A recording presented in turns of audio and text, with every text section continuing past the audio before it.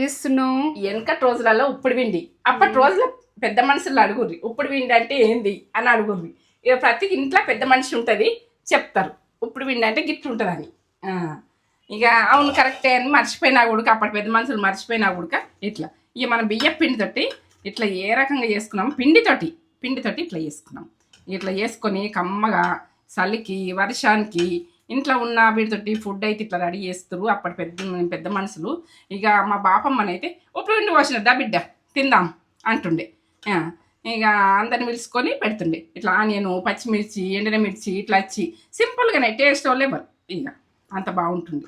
ఇక మన ఇప్పుడు ఇష్టం ఉన్నాయి ఎవరిని వేసుకోవచ్చు. అప్పుడు ఏంటంటే సింపుల్గానే చేస్తారు, మంచిగా చేస్తారు. ఇట్లా కమ్మ ఉంటుండే. లైక్ చేయండి, షేర్ చేయండి, బెల్ బటన్ కొట్టుంటే సబ్స్క్రైబ్ చేసుకోండి. ఫ్రెండ్స్ అండ్ ఫ్యామిలీకి అయితే పంపించండి. ఇప్పుడు వింటే ఏందన్నది ఎలా తెలుస్తుంది. ఇప్పటి రోజులలో తెలియదు కావచ్చు, తెలిస్తే కామెంట్ పెట్టండి. అవునమ్మా నిజం ఇది, మీ పెద్ద మనుషులు ఉన్నా అడుగుర్రి, అవునా ఇప్పుడు విండి పోతురా పోయకపోదురా అని అడుగుర్రి. ఇది విషయం. సరే లైక్ ఇది మన వీడియోస్ అయితే రన్నింగ్ అవుతుంటాయి. ఇక నేత్ర ఫుడ్ ఛానల్కి వెళ్ళిపోయి పక్క కొలతలతో చెప్పిన ఇప్పుడు విండి పోసుకొని కమ్మగా తినుర్రి.